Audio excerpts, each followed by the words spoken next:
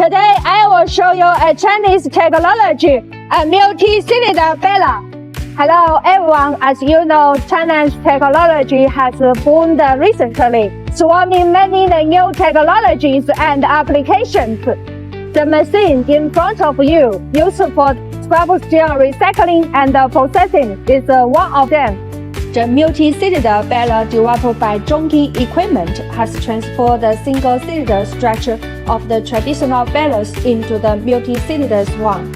Leveraging the advanced engineering machinery technology of China's Sany Group, it solves the electromagnetic synchronization problem of the multi-cylinders and resolves the pain points of the single-cylinder balers, such as easy pulling and tearing, and a quick wear of the sealing rims in one fell swoop.